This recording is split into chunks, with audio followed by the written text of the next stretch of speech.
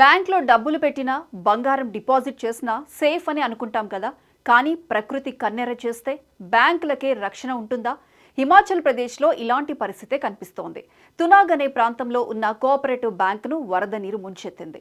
దీంతో బ్యాంకులో ఉన్న నగదు, బంగారం ఏమయ్యాయో తెలియక వందలాది మంది కస్టమర్లు బ్యాంక్ చుట్టూ తచ్చాడుతున్నారు.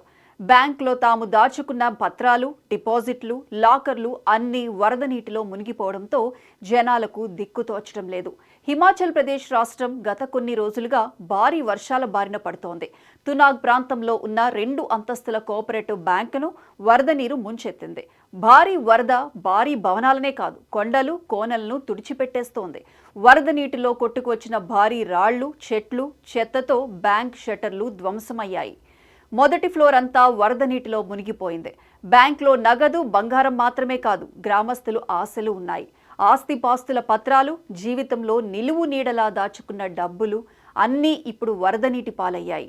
అవన్నీ ఏమయ్యాయో తెలియడం లేదని ప్రజలు ఆందోళన వ్యక్తం చేస్తున్నారు. ఈ ప్రాంతంలో ఉన్న బ్యాంక్ ఇదొక్కటే. చాలా కాలం నుంచి ఇది నడుస్తోంది. దీనిలో ప్రతిరోజు భారీ సంఖ్యలో లావాదేవీలు జరుగుతుంటాయి.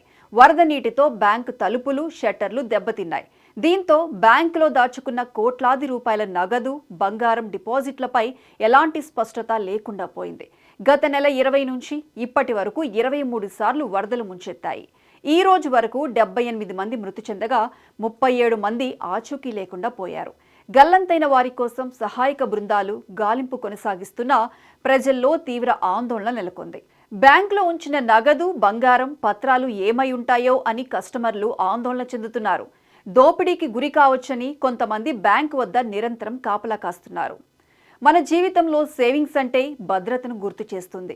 కష్టపడి సంపాదించి పైసా కూడబెట్టిన డబ్బును, ఎన్నో ఆశలతో కొన్న బంగారాన్ని మంచి భవిష్యత్తు కోసం బ్యాంక్లో భద్రంగా దాచేస్తాం. అయితే ప్రకృతి ఆగ్రహించడంతో మన నమ్మకాలు కొట్టుకుపోతున్న పరిస్థితి.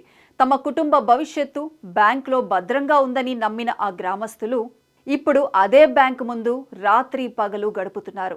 అయితే ఇప్పుడు వారిని తీవ్ర ఆందోళన కలిగిస్తున్న ప్రశ్న ఒక్కటే: బ్యాంక్ తలుపులు మళ్లీ తెరిచే రోజు వస్తుందా, లేక ఆశల తలుపులే మూసుకుపోతాయా అని.